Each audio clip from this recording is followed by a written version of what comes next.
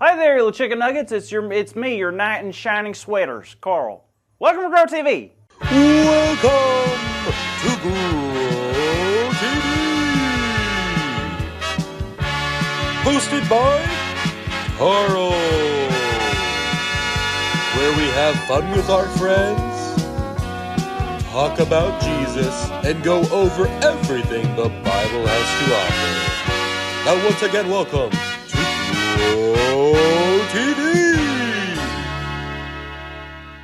Hello and welcome, kiddos. Now I know what it looks like. It looks like I'm in some sort of like space galactic universe. And I'm like king of the Beatles and chicken nuggets. Haha! That would be pretty cool. But that's not what this place is. This place is something special. Something spectacular. Something truly super duper. If you want to know what it is? You really want to know? We are in the pages of the Ever After storybook. Yeah. What is the Ever After? How could you not know what the Ever After is? You know, in every fairy tale, the main character and some trusty sidekicks go on some amazing adventure, defeat the evil villain, and then find some lost treasure? Or the greatest treasure of all, true love. Aw. And then there's always the same phrase at the end of each story, and they live happily ever after. But what does that mean? Where do they go? What did they do and for how long? Nobody knows. That's what makes all this so great. The Ever After storybook lets me write anything and anything I want. Everything, anything, all of it. You don't believe me, do you? Watch this. Want to see a dragon? All right, here we go.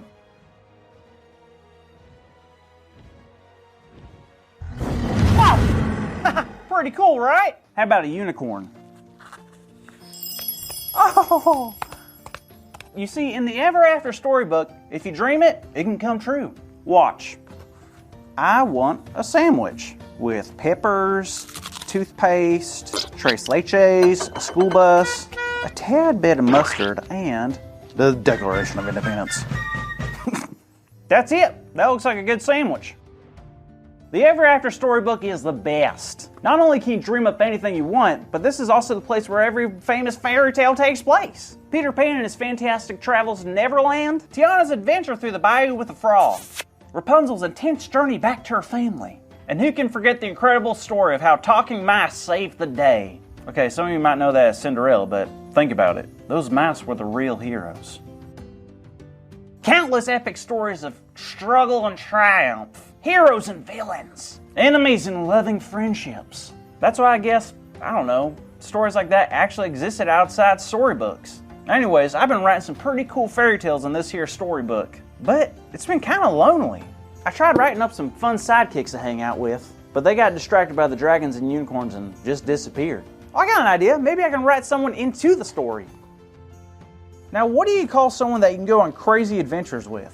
Someone who can help you out and stick with you. It is a compliment. I like your hair. Hey, thanks, compliment. Okay, well, that wasn't the right word. Is it computer? No. Composer? No. Compass? Wrong again. Is it companion? Is that the right word? Carl. Who is that? Is that Grace? Hey, kids, it's my friend Grace. Grace, what are you doing here? I just got done with my milkshake drinking contest with the 3 little pigs. And? I won. All right, that is so cool. Right? But anyway, what am I doing here? Well, I was just telling the kids how it'd be nice to have a friend in the Ever After storybook. And here you are. I didn't think it would work because I kind of just like made up the word. What word? Companion. Carl, that's a real word. And you know what else? No, what? The amount of dimples on a golf ball? 236. No, I mean, do you not know that God also gives us companions? Wait, companions is a real thing? I thought that's how you said cooking pans in French. God gives us cooking pans? No, silly, companions. Like friends.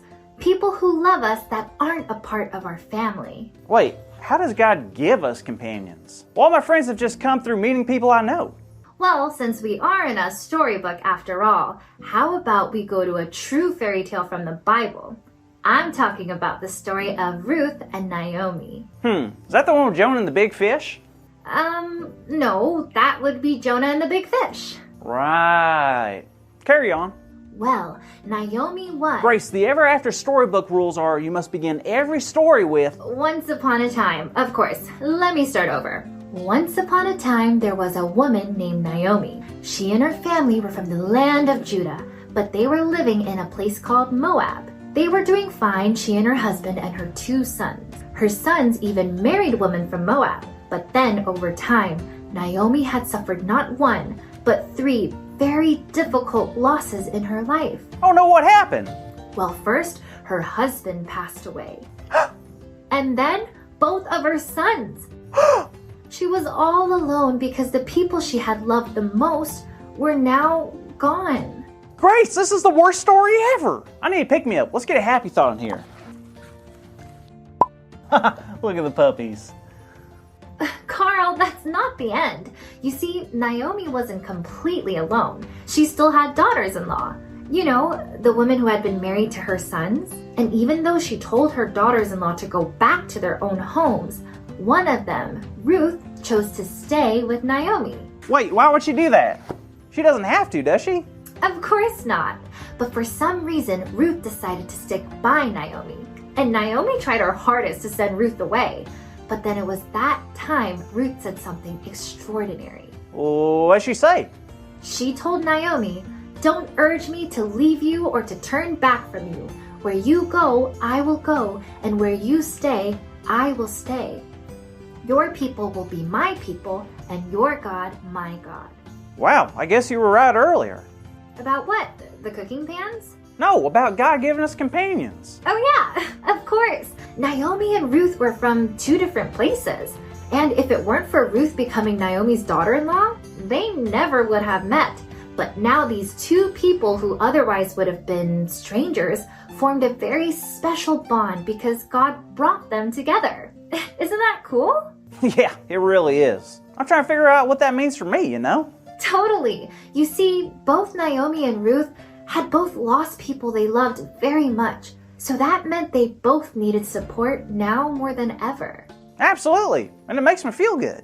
Like knowing that God cares about me so much, and that God would spend time to give me friends, that's the coolest thing ever. Right, and not only that, but have you ever thought about how God gives us the right type of companions for every situation or season in our life? Yeah, just like Naomi and Ruth. Exactly, and to be honest, there might be times where you feel you don't have those good friends nearby. And in those times, we need to pray and ask for God to show us who those friends are.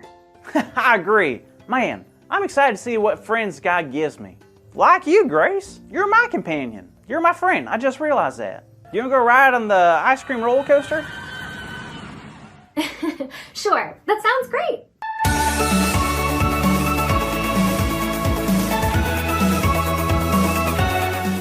Hey there, kids. It is so good to see you. Now, I have a really good big idea today, and that big idea is God gives us companions. So let's say it out loud on the count of 3. Ready? 1, 2, 3. God gives us companions! All right. Great job, kids. Now make sure, do not miss Grow TV next week because we're going to find out what Carl's going to be doing in the Ever After Storybook. We'll see you then. Thank you for watching, and tune in next week for a new episode of Grow TV.